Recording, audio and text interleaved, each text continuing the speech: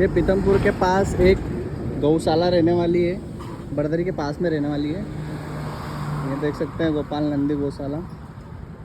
इधर यहाँ पे कम से कम बहुत सारी गायें हैं। इनको देखते हैं इनकी सेवा कैसे होती है, पूछते हैं किसी से चल के अंदर। भैया कितनी गाय होगी यहाँ पे? यहाँ 270 करीब है। 270। हाँ। तो इनकी सेवा कैसे होती है यहाँ पे मतलब पिताजी कंपनी में काम करते हैं। अच्छा। और फिर जो भी अपनी दिन भर की सेवा रहती है वो करते हैं यहाँ पे। मतलब कितने टाइम सेवा होती है इनकी?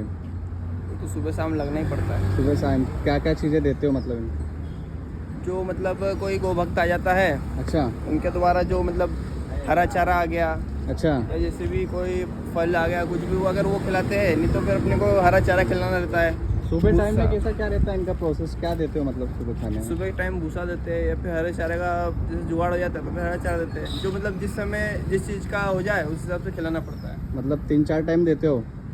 हाँ, 3 टाइम का तो है कम से कम। पानी की क्या व्यवस्था है यहाँ पे? पानी के लिए चाठियान बना रखे हैं, जिसमें पानी भरा रहता है। भूसा और सब खाना भर देते हैं, आराम से सब खाना पीना कर लेते हैं। कितनी गाय है यहाँ पे? 270 करीब है, छोटे बड़े सब मिला के। छोटे बड़े सब मिला के 270। 2-4 और बढ़ गए। अच्छा।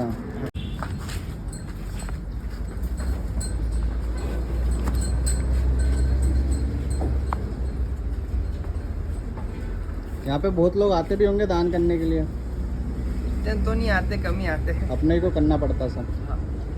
कैसे करते हैं आप? पिताजी पैनासोनिक में काम करते हैं, जो तनख्वाह आती है वो यहाँ लगाते हैं, और जो अपने कंडे बनते हैं वो इंदौर जाते हैं, तो उसमें अपना थोड़ा भूसे में योगदान हो जाता है। बाकी सब भगवान और से चल रहा है। चाय का मिल नहीं पाता हुआ ना खाने का, तो अपने हिसाब से अपने को करना पड़ता है जितना अपने से हो जाए।